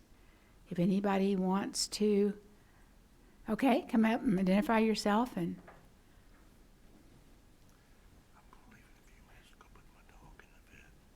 Oh, yeah.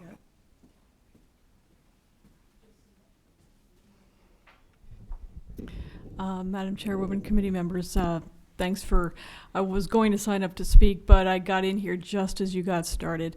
My name is Adrienne Duncan. I'm a Dunwoody mom. That's House District 79 and Senate District 40, and I vote every election.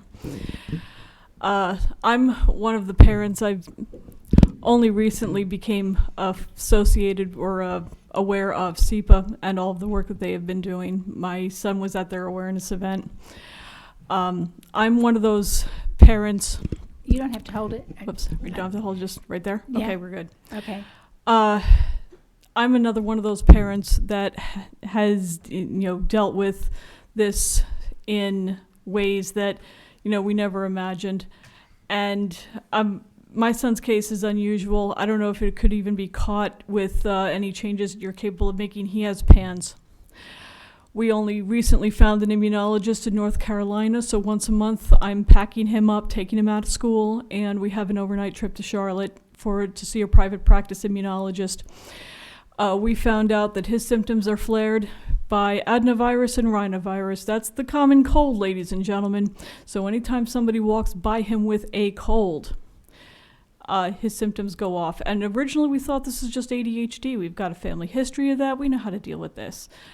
Then a gastrointestinal virus ravaged his elementary school, and he personally, single-handedly brought a 500-seat elementary school to a standstill. His principal has been a major hero, keeping him in school, making sure that he has the supports that he needs.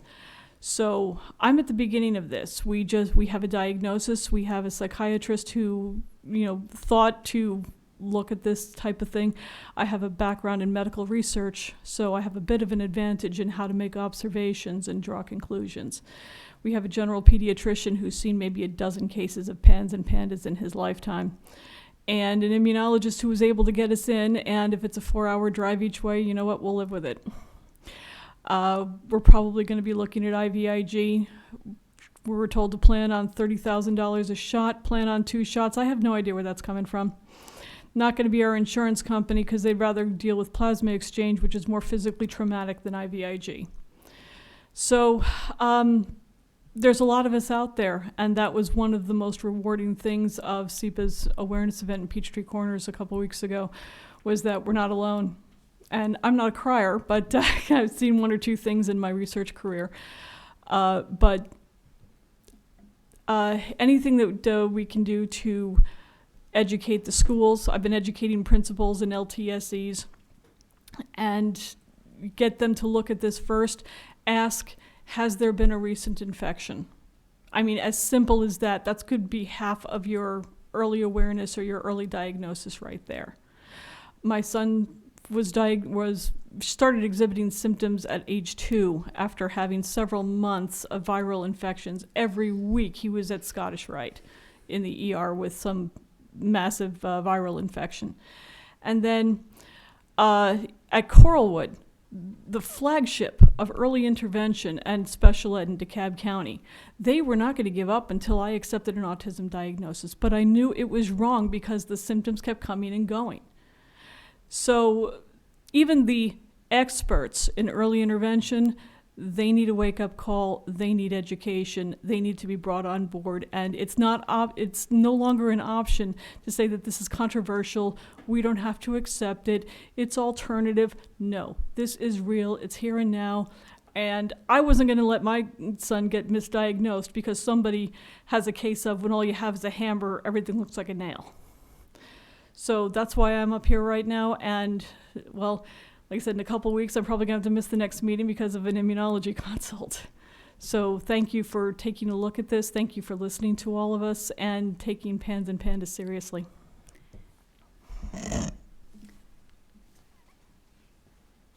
Okay. Anyone else? Okay. I'm going to see if I can get a visual to go along with what I want to tell you. I'm sorry. All right, well, I'm going to describe the visuals to you perhaps, and I'll keep it really brief. Good afternoon, my name is Jamie Ravenscraft. I want to thank you so much for all of the time and the care that you have put into considering what PANDAS is and listening to families that we know, care providers who have taken care of us. I was prepared to tell you a lot about our story.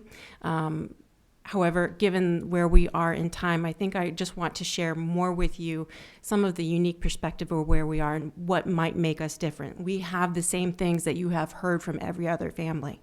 We have a history of misdiagnosis. We have a history of being dismissed. We have a history of physicians questioning me. We have a history of spending our life savings on this. We also, what makes us unique though, is we have been at this for 7 years. And I really regret not being able to show you this, so perhaps I will email these to you later. I want to spend a moment telling you about my son, Zeke, and then I want to tell you about what some of my greatest regrets are, what some of my greatest fears are, and what some of my greatest hopes are.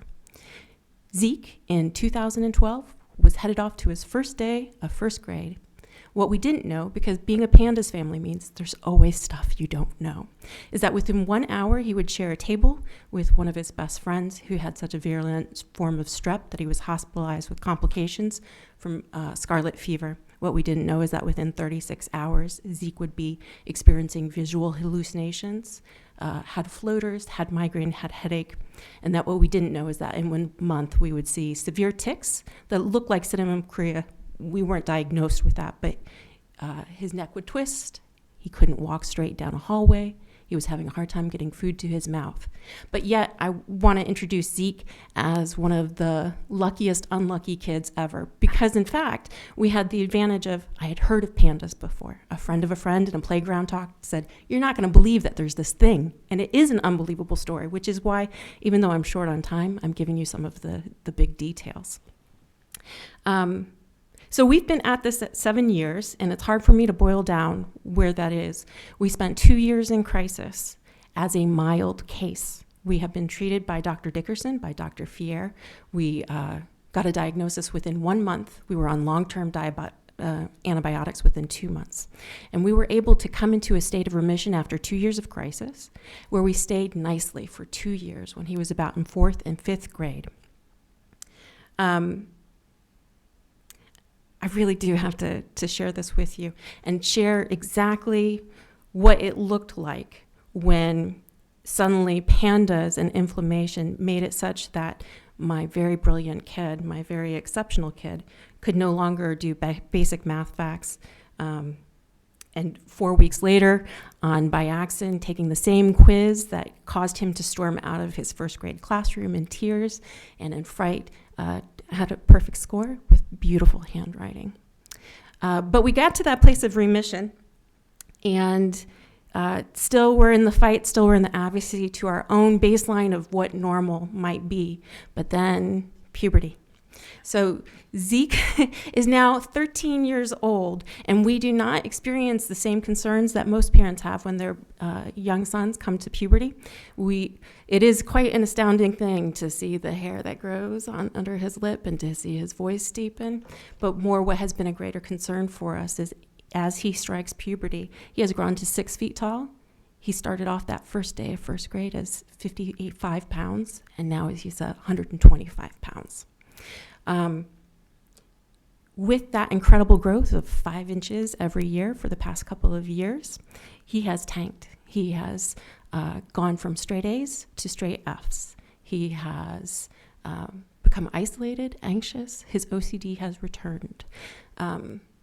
We have had 3 points, because it matters to me and because I cared, of doing psychological testing for him and IQ testing.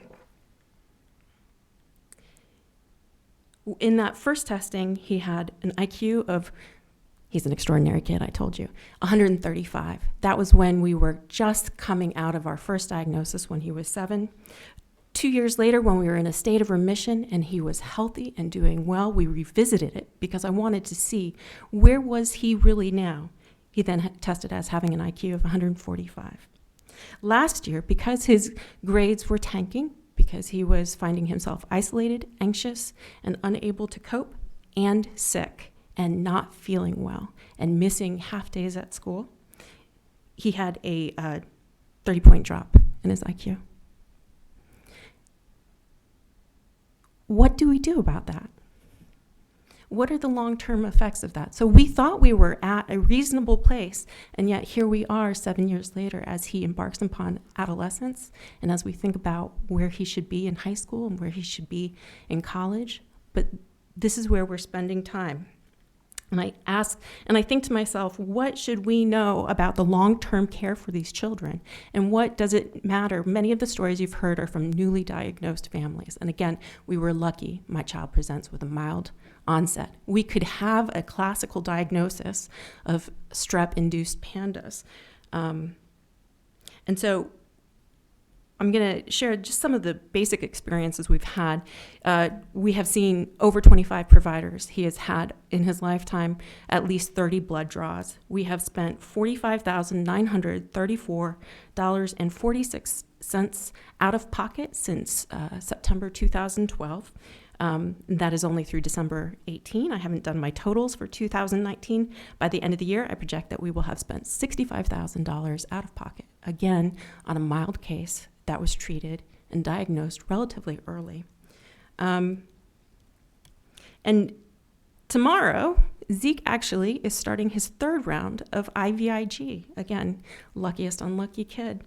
In my refrigerator right now is the IG waiting to be administered by the nurse who will come and visit us for 2 days.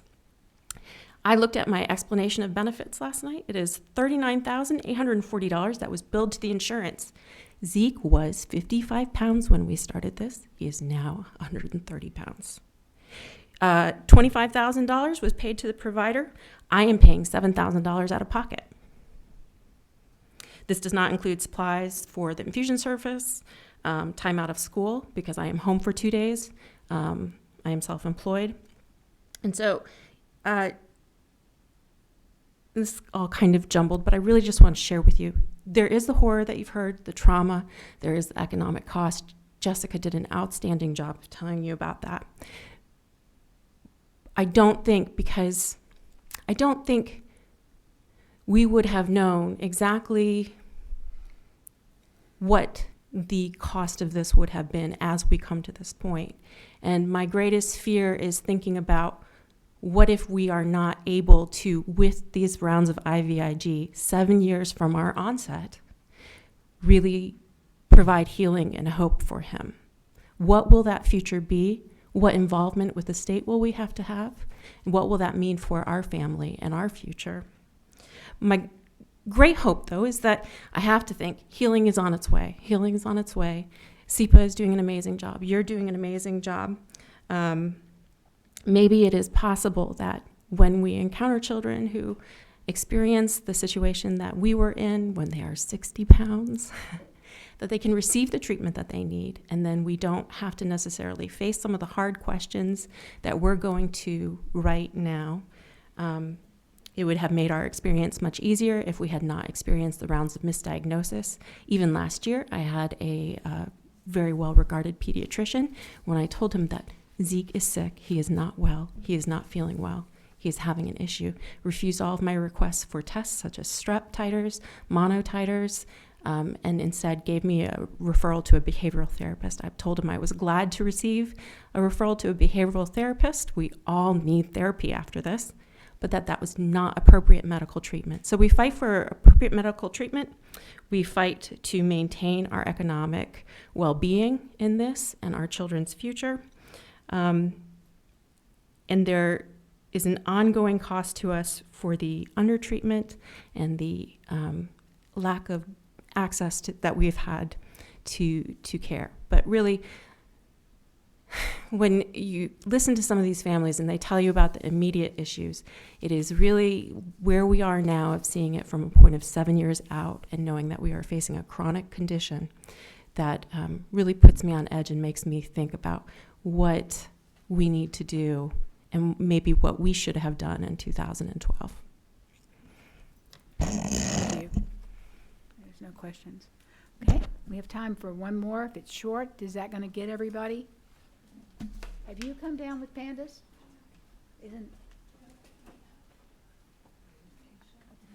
Don't we have a former member here? Yeah, I want to know if you come down with PANDAS. Madam Chairman? Actually, my neighbor, good friend. Okay, I'm just teasing you. So, Didn't have anything else to do to say. so I didn't know whether you were starting to get another family again. No. Just one of our former colleagues just giving him a hard time. Okay, Go ahead. Hello. Identify yourself.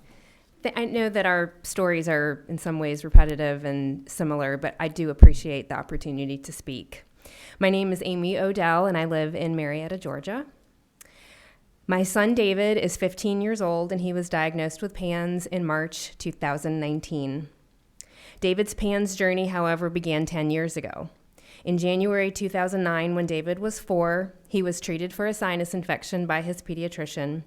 And about 8 weeks later, I took him back to the pediatrician because he had suddenly developed a compulsive hand-washing habit, and it was causing his hands to chap and bleed. But at 4 years old, he wasn't able to explain what was going on up here. Without any knowledge of the PANS disorder, our pediatrician diagnosed David with sensory integration processing disorder. In addition to this initial diagnosis, over the next 10 years, David would be diagnosed with anxiety disorder, a receptive language learning disability, and obsessive compulsive disorder. We sought treatment from 2 occupational therapists, 3 counselors, and 2 psychiatrists. We tried occupational therapy, EMDR therapy, talk therapy, and exposure therapy. Over the years, David struggled with reading and handwriting and sometimes experienced overwhelming social anxiety. But the worst of his symptoms, similar to Zeke, started at the onset of puberty. Suddenly, David exhibited symptoms that seemed to appear out of nowhere. Some of the symptoms he experienced include sensitivity to touch, compulsive counting, compulsive checking, depression, an urge to self-harm, refusal to eat, holding his breath, eye blinking, refusal to bathe or change his clothes, a refusal to sleep in his bed for weeks at a time, and difficulty attending school. Actually, he was failing all of his classes just a year ago. Needless to say, I was desperate to help my child. The school was recommending online education because David's behaviors were becoming disruptive. The counselor was recommending inpatient hospital treatment for OCD, and the psychiatrist could only recommend higher doses of SSRI medications such as Zoloft and Prozac that seemed to only make him feel worse. For 10 years, I had watched my son struggle and decline. Our story had begun in January 2009, and it was now January 2019, and I was sitting at my computer researching inpatient OCD programs when I happened to remember a conversation in 2017 with a therapist. She had asked me if David had recently had strep throat. At the time, I said no, and the conversation ended, but she had planted the seed. So on that day in January, just 10 months ago, I typed OCD and strep into my search engine and was amazed at the dozens and dozens of articles that appeared about a mysterious illness called PANDAS. After reading every article and book I could find about PANDAS and PANS in about the first 2 days, I truly believed this was what my son had. So we visited our pediatrician, the same one we had been to 10 years before. And I said, I think my child has PANDAS. And she said, well, I've heard of it, but I don't know how to help you. So I went back online and I discovered the pandasnetwork.org website. And this is where I found a list of physicians in our great state, and I began calling and asking for help. One physician had a year-long waiting list. Another was not taking new patients, who happened to be Dr. Fear, although his staff was delightful, but he couldn't take us. And one could give us an appointment in 2 months' time, and that was Dr. Jill Dickerson that many people have mentioned. So I scheduled the appointment and we waited. March 7th, 2019 arrived, and our visit to Vibrant Kids Pediatrics in Noonan, Georgia would change my son's life forever. Dr. Jill diagnosed my son David with PANS based on her clinical examination. She prescribed 500 milligrams of azithromycin for David, and he took his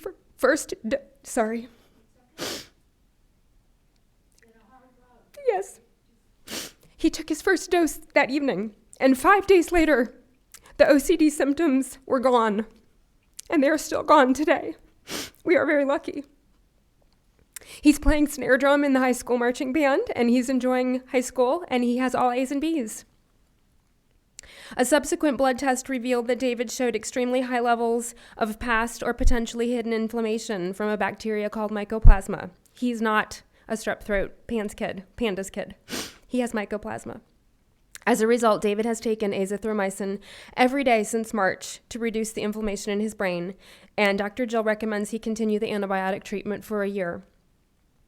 I have spent an estimated $20,000 out of pocket to care for my son's medical and mental health treatment, which now that I hear these other stories, I feel lucky. I am thankful to have excellent health care and health benefits, but my insurance company will not recognize the diagnosis of PANDS. My son is in, let's see here. His PANS is under control today, but I do not know what the future holds. Obviously, we know PANS can come back. I am here to ask you to support insurance coverage and diagnosis recognition for children with PANS and PANDAS. Please support research efforts and scientific studies so that we can learn what causes PANS and PANDAS and discover the most effective treatment possibilities for our children. I truly appreciate your time and thank you for listening. Thank you.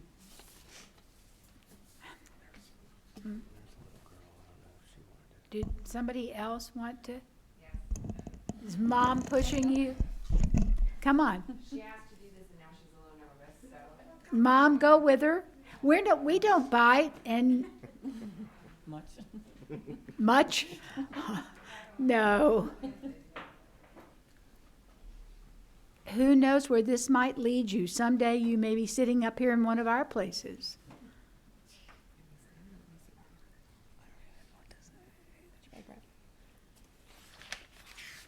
And the main thing is you could make a difference in other people's lives.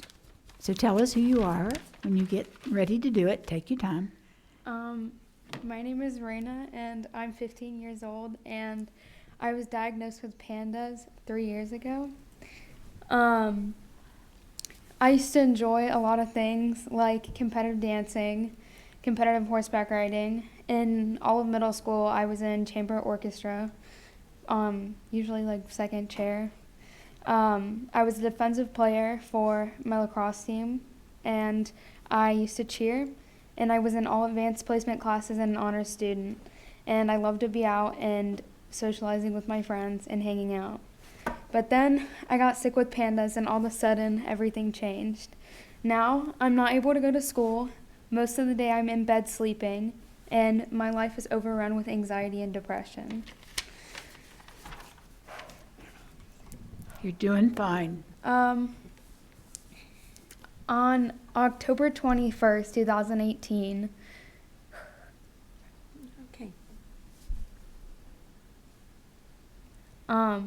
October 1st, 2018, I had a failed suicide attempt. And since 6th grade, I had on and off self-harm. And now I no longer participate in any activities that I used to do. And I don't go out with my friends. And I can't even go out. I can't even eat without being sick for hours afterwards. And about 2 years ago, I had an IVIG treatment, and it helped I got better very quickly for about 6 months, and then after that, it just went downhill from there, and it was, it wasn't getting better. And about a week ago, I was put on antibiotics, and since then a lot of the symptoms have lessened, but they're not gone. And I just want a lot of people don't know about PANDAS, and I just want kids to be helped so they don't have to go through what I had to go through. And I just want to save another kid so they don't have to be put through that or even deal with anything that I had to deal with. And I just want to say that we're just kids, and we shouldn't have to worry about things like ending our lives or worrying about going out with our friends and getting sick or getting contaminated, or having upticks in our symptoms. And I just want for our kids to be able to get treatment and for us to be able to access it and be able to return back to our normal lives. Thank you for coming to talk to us. And you are obviously getting a little bit better because you're able to get up and address a group of strangers or sitting up here behind microphones. And I know that I can speak for every one of us here, that we hope you continue to get better. And we're going to work on this issue. We don't have a magical wand that we can make it perfect yet. But the fact that, so many people have come and you have come to talk to us about it, it certainly brought awareness, and we will start to work on it. And I'm so glad you survived. And should you ever think like that again, try to remember that there are a lot of people that love you and that they're there to help you, and it's worth living, and you can conquer this. If you can come and face strangers like this at the state capitol, you can probably, tolerate and make and do anything you want to do in life despite this setback. Okay? Thank you. Right. Thank you. Okay, do we have anybody else that, I think that's sort of a perfect way to end it. What we're going to do now, I'm going to ask the committee members to send me their recommendations. We have yours. I sometimes joke because as chair of health, I hear a lot of stories. And I'm a nurse, and, people and health issues are extremely important to me, and they get pretty serious. And so sometimes I will joke and say, if I ran the zoo,